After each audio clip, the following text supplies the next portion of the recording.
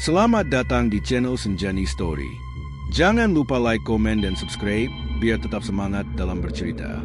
Kalau boleh tahu kalian dari mana saja bisa komen di bawah ya. Kalau kalian punya kisah horor juga boleh share, nanti akan kubuatkan ceritanya.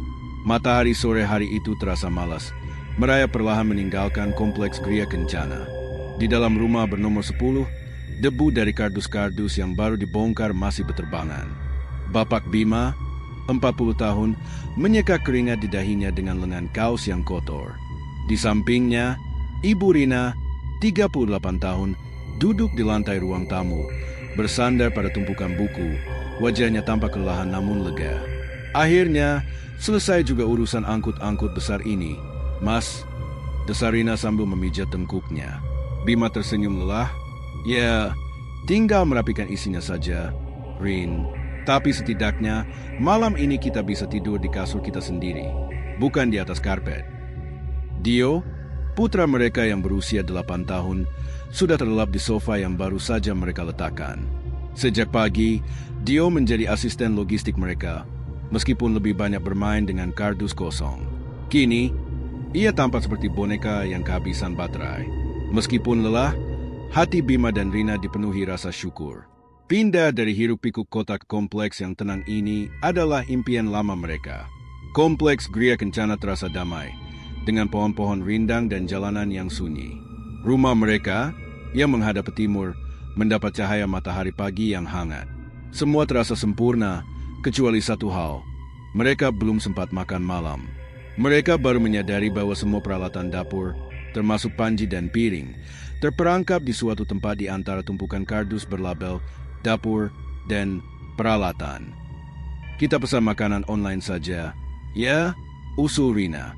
Tepat saat Bima hendak mengambil ponsel, sebuah suara memecah keheningan yang mulai nyaman. Ting-tong. Bel rumah berbunyi pelan. Bima dan Rina saling pandang.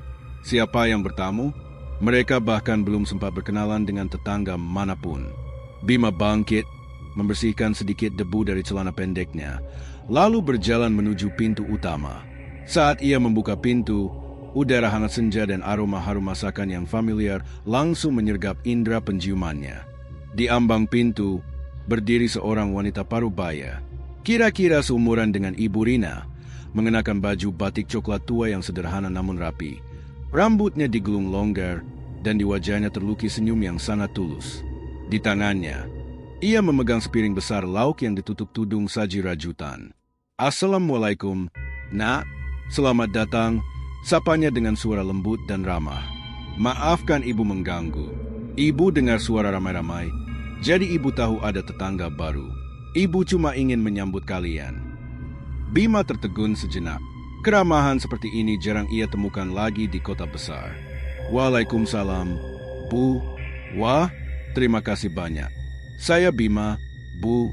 Ini istri saya, Rina. Rina yang mendengar percakapan itu langsung menghampiri pintu. Saya Sari, ibu tinggal di sebelah kalian, rumah nomor 12.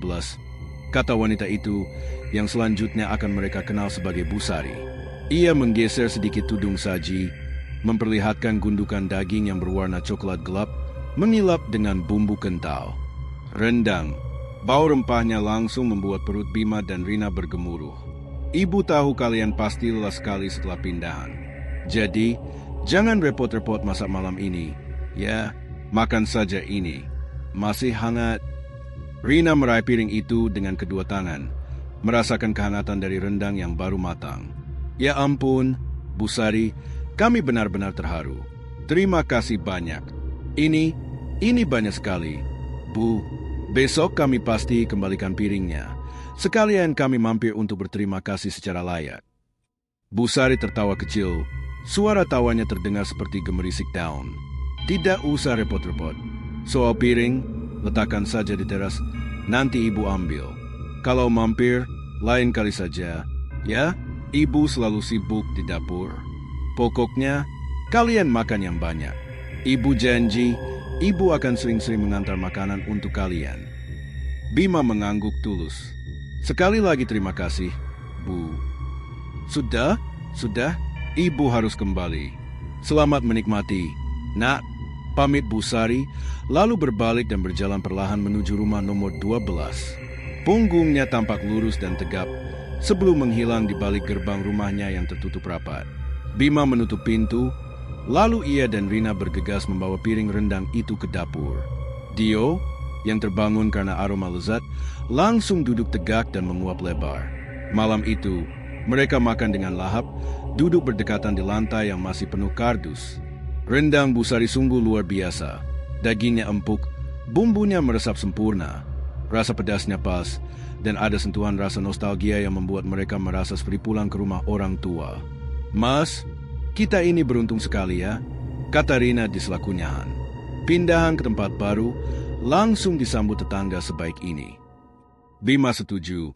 Ya, Busari benar-benar tetangga ideal. Rasanya seperti mendapat berkah tak terduga. Mereka menyelesaikan semua rendang dan nasi yang mereka miliki. Di tengah tumpukan kardus dan kelelahan, sambutan hangat dari Busari dan masakan lezatnya menjadi penutup hari yang manis. Mereka berjanji dalam hati, besok mereka akan berbelanja bahan makanan terbaik untuk Busari sebagai ucapan terima kasih. Mereka tidak tahu, janji untuk membalas kebaikan itu tidak akan pernah bisa mereka tunaikan secara langsung.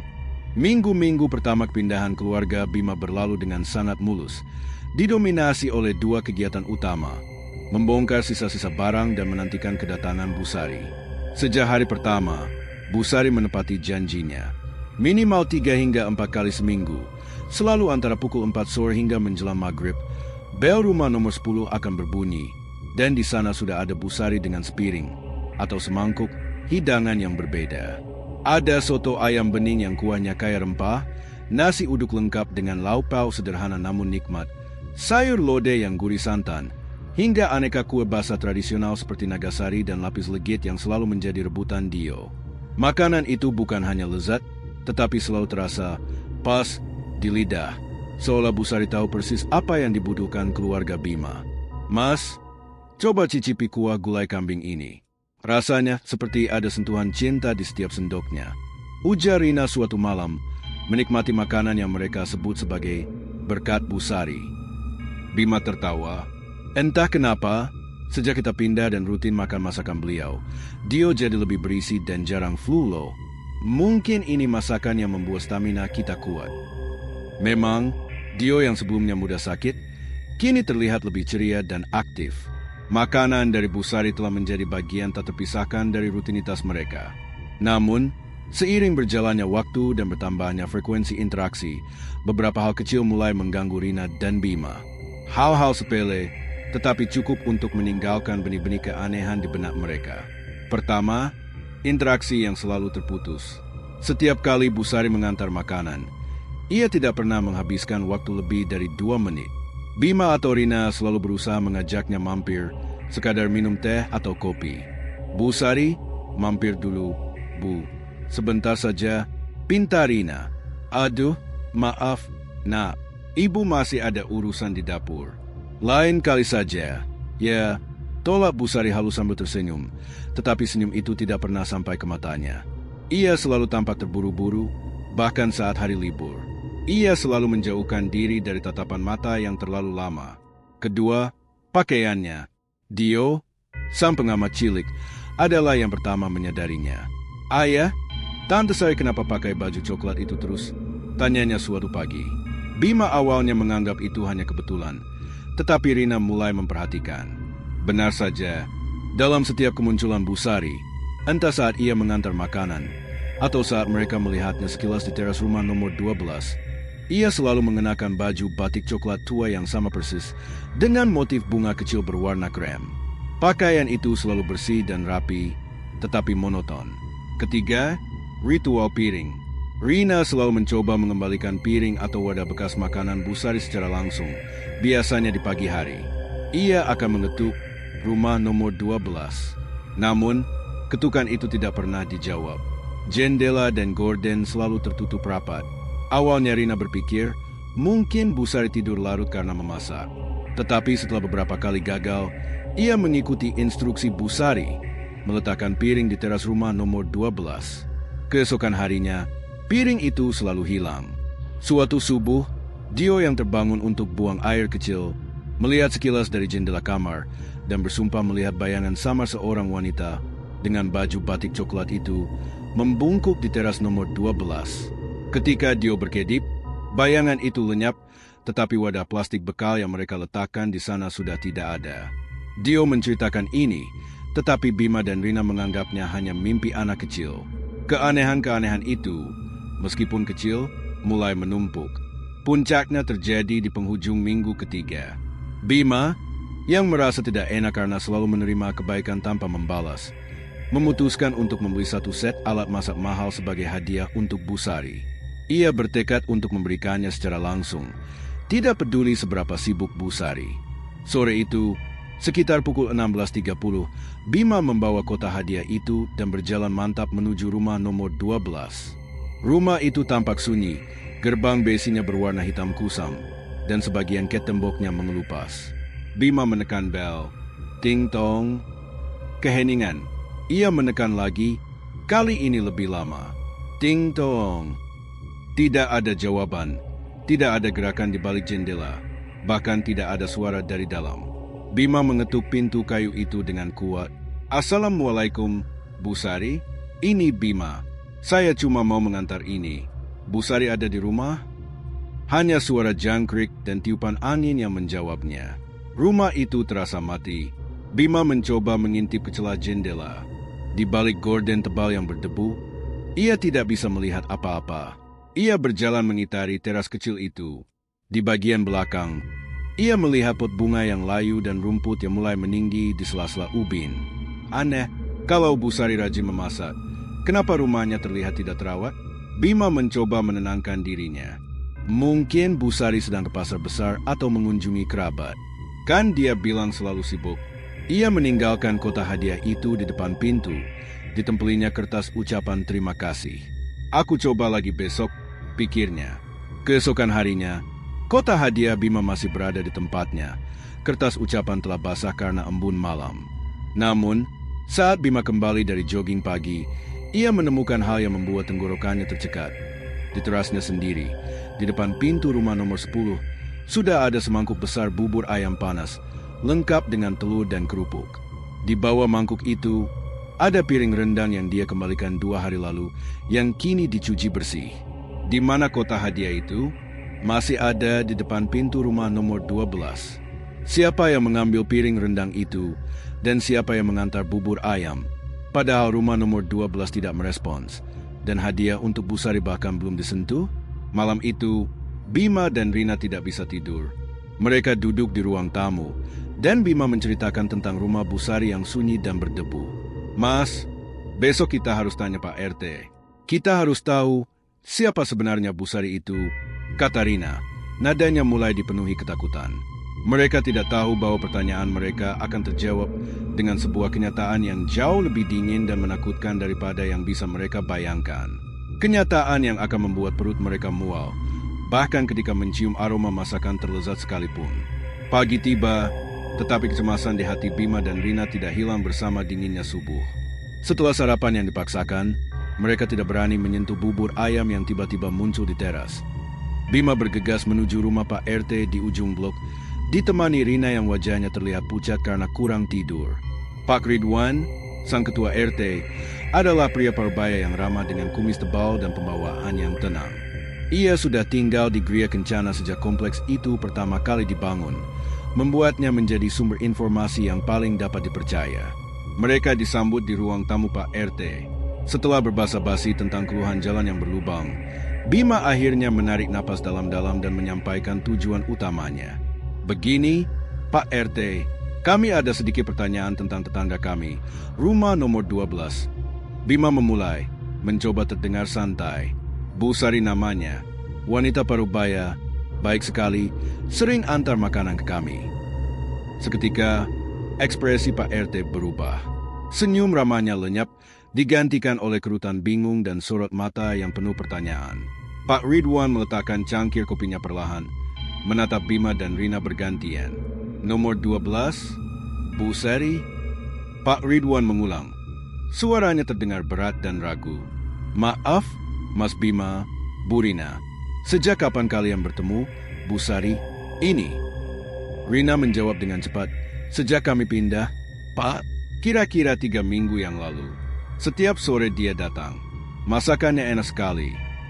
Pak Ridwan terdiam lama, terlalu lama, sampai keheningan itu mulai terasa menyesakan. Rina mencengkeram lengan Bima. "Mas Bima, Bu Rina," Pak Ridwan memulai, nadanya sangat pelan, nyaris berbisik. "Rumah nomor 12 itu sudah kosong, setidaknya 10 tahun terakhir ini." Bima merasa dunia di sekitarnya berhenti berputar. Udara di ruangan itu terasa menebal, dan ia kesulitan bernapas. "Kosong?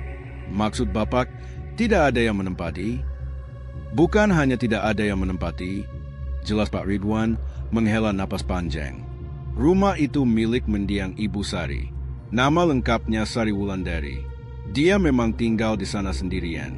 Wanita yang baik sekali, sama seperti yang kalian deskripsikan, ramah dan sangat suka memasak. Kami sering mencicipi masakannya. Tapi, beliau meninggal di rumah itu sendirian karena penyakit liver sekitar 10 tahun yang lalu." Pak Ridwan menegaskan, sejak saat itu, ahli warisnya, keponakan jauh, datang sebentar untuk mengurus pemakaman dan surat-surat, lalu langsung menutup rumah itu. Mereka tidak pernah menjualnya, hanya membiarkannya kosong. Tidak ada listrik, tidak ada air. Benar-benar mati. 10 tahun. Rina berbisik, matanya membelalak. Air mata sudah siap tumpah. Tapi kami sering lihat dia di teras. Kami bicara dengannya. "Pak, kami ambil makanan darinya." Bima buru-buru mengeluarkan ponsel dan menunjukkan foto-foto bubur ayam dan soto yang pernah mereka makan, lengkap dengan wadah khas yang diantar Bu Sari. Pak Ridwan menata foto-foto itu, wajahnya menunjukkan campuran kasihan dan ketakutan yang mendalam. "Mas Bima, kalau memang ada orang yang mengantar makanan dan memperkenalkan diri sebagai Bu Sari dari nomor 12, maka itu bukan manusia, Mas. Itu pasti arwah almarhumah." Pak Ridwan menambahkan bahwa kejadian aneh memang sering terjadi di sekitar rumah itu. Kadang tercium bau masakan di malam hari. Kadang terlihat sosok wanita di jendela, tetapi tidak pernah sampai berinteraksi secara langsung dan rutin seperti yang dialami keluarga Bima. Napas Rina semakin memburu. Kenyataan itu menghantamnya dengan kejam. Dia telah memakan masakan yang disajikan oleh sesuatu yang bukan manusia. Makanan dari rumah yang seharusnya tidak memiliki daya listrik apalagi air. Ketika kembali ke rumah, langkah Bima terasa berat, kakinya seolah diikat rantai baja. Ia langsung menuju dapur. Bubur ayam yang masih teronggok di meja makan kini terlihat menjijikkan. Bukan lagi makanan lezat, melainkan jebakan dingin yang menipu. Rina, yang sudah menangis terisak, mengambil wadah-wadah makanan itu dan membuangnya ke tong sampah luar, seolah-olah mereka membuang kotoran yang menular. "Mas, Dio memakannya tadi pagi," isak Rina. "Dio bilang badannya kuat karena masakan dia. Apa yang sudah kita lakukan?" Bima memeluk istrinya erat-erat. Ketakutan itu nyata, berbau rempah, dan telah masuk ke dalam tubuh mereka. Keputusan mereka bulat, mereka harus memutuskan semua interaksi. Mulai saat ini, rumah nomor 10 harus menjadi benteng, tidak peduli seberapa lezat bujukan yang datang dari sebelah. Keputusan untuk menghindari Bu Sari terasa berat dan menakutkan, seperti menutup pintu pada malaikat pelindung. Meskipun mereka tahu malaikat ini sudah lama tiada. Sepanjang hari itu, rumah nomor 10 terasa dingin. Bima memeriksa setiap jendela dan pintu, memastikan semua terkunci ganda. Dio, yang belum sepenuhnya mengerti mengapa mereka tiba-tiba membuang bubur ayam yang ia suka, hanya bisa merasakan ketegangan orang tuanya. Mereka makan malam dari masakan Rina yang dibuat terburu-buru. Rasanya hambar, jauh berbeda dengan rasa, sentuhan cinta dari masakan Bu Sari yang kini mereka ketahui asalnya. Ketegangan mencapai puncaknya menjelang pukul 16.30, jam rutin kedatangan Bu Sari. Bima, Rina, dan Dio duduk di ruang keluarga. Mata mereka terpaku pada jam dinding dan pintu utama. Mereka sengaja tidak menyalakan lampu teras. Mereka hanya ingin malam ini berlalu tanpa ada apa-apa. Pukul 16.25. Sunyi. Pukul 16.28. Angin berdesir di luar. Tepat pukul 16.30, keheningan itu pecah. Ting tong. Suara bel rumah itu terdengar pelan, Sama seperti biasanya, tetapi kali ini dentingannya terasa menusuk ke ulu hati. Itu adalah suara paling menakutkan yang pernah mereka dengar. Bima dan Rina langsung membeku. Mereka tidak bergerak, tidak bernapas. Dio memeluk boneka beruangnya erat-erat, wajahnya tersembunyi di dada Rina. Ting-tong. Bel itu berbunyi lagi, kali ini dengan jeda yang sedikit lebih lama, seolah sang pengetuk menunggu respons. Bima bangkit perlahan, kakinya terasa kaku. Ia memberi isyarat kepada Rina untuk tetap diam. Ia merangkak menuju pintu, menggunakan jari-jarinya yang gemetar untuk membuka penutup lubang intip. Pandangan Bima melalui lubang sempit itu mengonfirmasi ketakutan mereka. Di atas keset, dihiasi karpet pintu yang baru mereka pasang, terletak sebuah mangkuk stainless steel yang ditutup rapat. Dari celah tutupnya, uap tipis mengepul, membawa aroma masakan yang sangat kaya dan menggugah selera. Bau itu adalah bau soto Betawi, masakan favorit Rina. Tidak ada kaki, tidak ada bayangan, tidak ada suara napas. Hanya mangkuk yang seolah melayang di udara. Bima mundur 2 langkah. Ia merasa jijik bercampur ngeri. Ia harus mengakhiri ini. Ia kembali ke pintu dan, tanpa membuka kuncinya, ia berteriak dengan suara serak. Pergi, kami tidak mau diganggu lagi. Kami tahu siapa kamu. Jangan bawa makanan lagi ke sini. Keheningan di luar tebal dan panjang. Tidak ada suara langkah kaki yang menjauh. Tidak ada respons. Hanya tiupan angin. Bima menempelkan telinga ke pintu, menunggu. Dia pergi, Mas, bisik Rina. Bima menggeleng. Tidak ada suara. Rina, didorong oleh insting keibuannya, bangkit dan berjalan ke jendela ruang tamu yang menghadap rumah nomor 12. Ia menggeser sedikit gorden, hanya cukup untuk satu mata melihat keluar. Pandangannya langsung tertuju ke arah teras rumah nomor 12 yang gelap dan berdebu. Tiba-tiba, ia melihatnya. Berdiri di dekat gerbang besi rumah nomor 12, menghadap lurus ke rumah nomor 10, adalah sosok wanita yang mereka kenal. Pakaiannya adalah batik coklat tua yang kusam. Wajahnya, meskipun sama karena jarak dan senja yang redup, tampak tidak berekspresi. Matanya lurus, tanpa kedip. Itu adalah Bu Sari. Sosok itu tidak bergerak, hanya berdiri diam, mengawasi, seperti seorang ibu yang memastikan anaknya telah memakan hidangan yang ia siapkan. Wajahnya kini terlihat lebih tua dan garis-garis kerutan di wajahnya tampak seperti goresan sedih yang dalam. Rina merasa lemas. Ia ingin berteriak, tetapi suaranya tercekat. Sosok itu bukan ilusi, bukan bayangan. Itu adalah kehadiran yang nyata, berdiri di rumah kosong, dengan kehangatan masakan yang ia siapkan di teras mereka. Tepat saat Rina hendak memanggil Bima, sosok itu perlahan-lahan berbalik.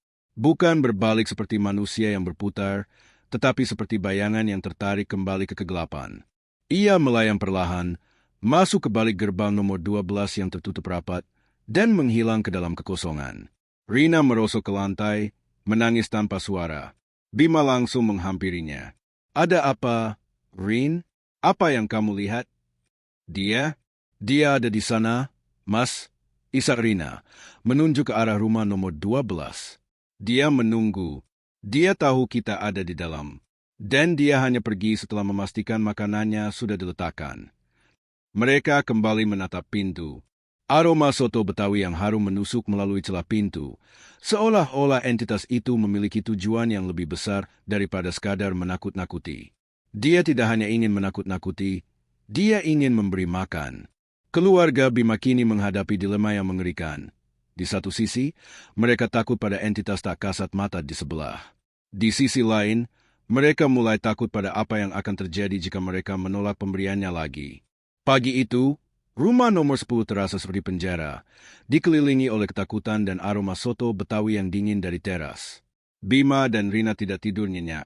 Mereka tahu, teriakan konfrontasi mereka di malam hari tidak membuat Bu Sari pergi, melainkan hanya menegaskan bahwa interaksi mereka bukanlah sekadar kebetulan. Mas, kita tidak bisa lari, kata Rina. Suaranya pelan dan putus asa, sambil menatap Dio yang kembali terlihat lesu setelah semalam tidak makan masakan Bu Sari. Kita harus tahu, kita harus masuk ke sana. Bagaimana dia memasak tanpa listrik dan air selama 10 tahun? Motivasi mereka sekarang bukan lagi rasa ingin tahu, melainkan upaya putus asa untuk menemukan logika di tengah misteri ini, demi keselamatan putra mereka. Bima akhirnya setuju. Mereka menunggu hingga kompleks perumahan benar-benar sepi, sekitar pukul 11 siang.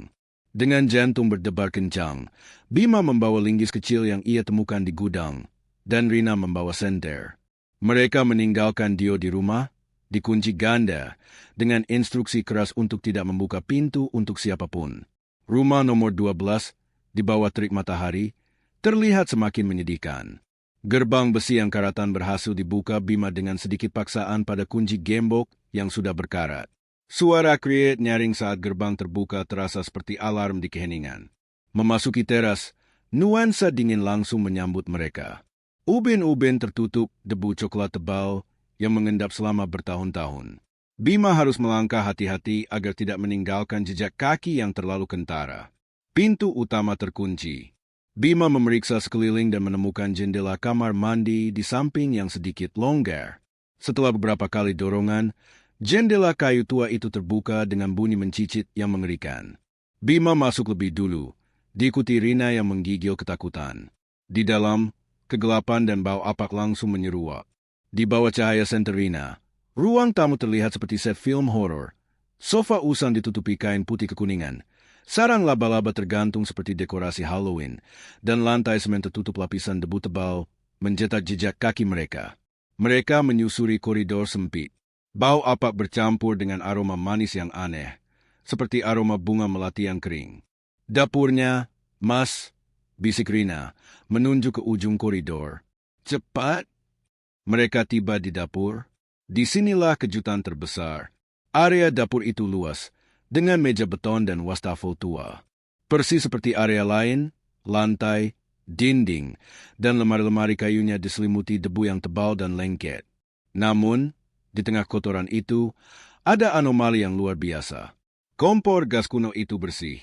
Mengilat, bukan hanya bersih, tetapi juga terasa hangat saat Bima menyentuh permukaannya. Di samping kompor, sebuah tahanan kayu dan pisau stainless steel diletakkan rapi di atas meja beton. Kedua benda itu bebas dari debu, seolah baru dicuci. Bahkan, Bima bisa melihat sisa-sisa irisan bawang yang sangat halus menempel di talenan, seperti sisa pekerjaan yang ditinggalkan sejenak. Mas, lihat ini. Rina menunjuk ke wastafel. Tidak ada keran air, karena rumah itu sudah diputus dari PDAM. Namun, di sudut wastafel, ada setumpuk piring dan mangkuk yang baru saja dicuci. Piring-piring itu ditumpuk miring, membiarkan air menetes. Piring-piring yang mereka kenali sebagai wadah makanan mereka selama ini. Bagaimana ini bisa bersih? Bima tergagap. Ia menyentuh wastafel yang kering dan berdebu di sekitarnya. Di mana airnya? Kapan dia mencucinya? Mereka mulai panik. Mereka berada di markas entitas yang mereka hadapi. Rasa jijik bercampur ngeri melihat betapa dekatnya mereka dengan rutinitas hantu itu. Bima memaksa dirinya memeriksa sudut ruangan lain. Ia membuka pintu lemari yang kaku. Di dalamnya, ia menemukan barang yang mereka cari. Sebuah bingkai foto berukuran sedang, terbalik, ditutupi debu di bagian belakang.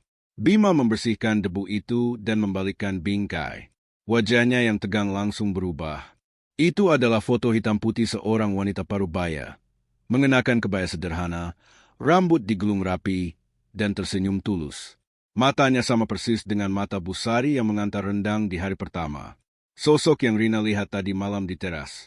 Di belakang foto itu, dengan tulisan tangan yang anggun dan rapi, tertulis, Sari Wulandari, 10 tahun lalu, memasak adalah hidupku. Penemuan itu mengunci semua keraguan mereka. Mereka tidak berinteraksi dengan orang gila atau penyewa gelap.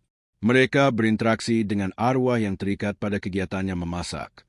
Mereka bergegas keluar, membiarkan jendela kamar mandi tetap terbuka, meninggalkan jejak kaki mereka yang tercetak jelas di debu. Mereka harus pulang dan memikirkan langkah selanjutnya. Kepulangan dari rumah nomor 12 meninggalkan trauma psikologis yang mendalam bagi Bima dan Rina. Mereka telah menginjak rumah hantu, melihat bukti fisiknya, dan mencium aroma sisa-sisa masakan dari dapur tak berlistrik. Dio, yang melihat wajah pucat dan tangan gemetar orang tuanya, hanya bisa diam dalam ketakutan. Meskipun takut, Rina kini memahami mengapa Dio selalu sehat setelah makan masakan Busari. Arwah Busari tidak jahat.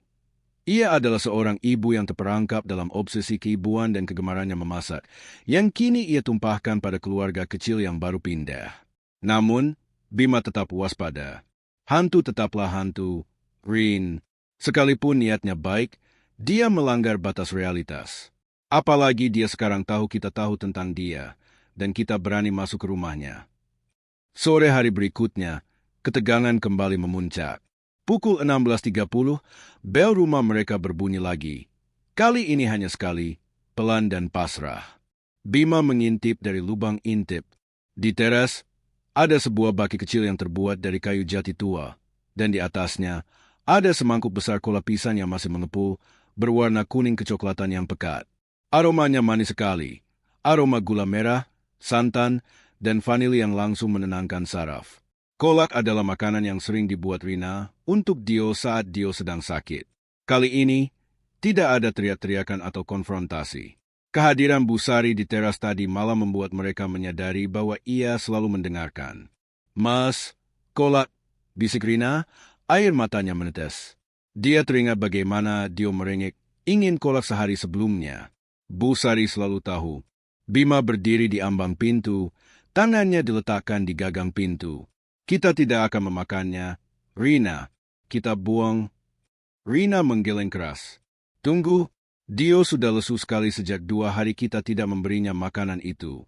Kita tidak bisa terus-terusan menolak. Tapi kita juga tidak bisa memakannya tanpa mencoba memahami. Mas, jangan dibuang, kita analisis. Dipicu oleh insting keibuan yang kuat dan naluri investigasi Bima, mereka mengambil mangkuk kolak itu. Mereka membawanya ke dapur. Bima mengenakan sarung tangan karet tipis. Bima mengambil 1 potong pisang dan memotongnya. Normal, ia mengambil ubi. Normal, semua terlihat sempurna, dibuat dari bahan-bahan yang segar. Rina mengambil sendok, mengaduk kolak itu, berharap menemukan anomali visual. Saat sendoknya mencapai dasar mangkuk, ia merasakan sentuhan keras yang berbeda dari tekstur pisang atau ubi. Rina mengangkat sendok itu. Di atasnya, tergeletak sepotong kecil kertas yang sudah menguning, terbungkus rapi dalam selembar plastik bening kecil, mungkin bekas bungkus permen.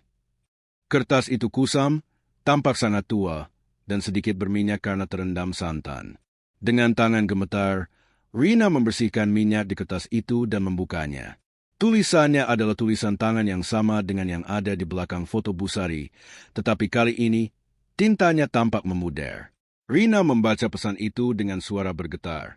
Tolong jaga rumah ini, jangan sampai kotor. Kalian anak-anak baik. Ibu tahu Dio perlu makan yang manis. Makanlah, agar kalian kuat. Ibu rindu rumah ini ramai lagi. Bima yang berdiri di sampingnya membaca pesan itu. Mereka berdua terdiam, diserang oleh gelombang kengerian yang baru. Busari tahu nama anak mereka. Dia tahu apa yang Dio butuhkan. Dan yang paling mengerikan, entitas itu secara sengaja menaruh pesan itu di dalam makanan, menjadikannya bagian dari hidangan. Sebuah komunikasi yang intim dan sangat melanggar batas. Bima dan Rina saling pandang. Busari tidak hanya memberi makanan, dia menyusup ke dalam hidup mereka. Dia memohon untuk menjaga rumahnya, menjadikannya seolah-olah mereka adalah penjaga yang dipilih. Malam itu, mereka tahu bahwa mereka harus menghadapi Busari dengan cara yang berbeda. Mereka tidak bisa mengusirnya. Mereka harus menyelidiki lebih dalam tragedi Busari, mencari tahu apa yang mengikat arwahnya pada dapur dan obsesinya untuk merawat. Mereka harus menelusuri masa lalu, sebelum masakan Busari menjadi ikatan abadi yang tidak bisa mereka lepaskan. Keesokan harinya, Bima dan Rina memulai pencarian mereka. Mereka tahu, untuk mengakhiri gangguan ini, mereka harus menyelesaikan urusan Busari yang tertunda. Mereka kembali menemui Pak Ridwan, kali ini dengan membawa bukti yang lebih kuat. Foto Busari dan pesan yang ditemukan di dalam kolak. Pak Ridwan, yang terkejut melihat bukti-bukti tersebut, akhirnya menceritakan semua yang ia ketahui tentang Busari Wulandari. Busari, 65 tahun saat meninggal, adalah seorang wanita yang sangat menyukai anak-anak. Sayangnya, Ia tidak pernah menikah dan tidak memiliki anak.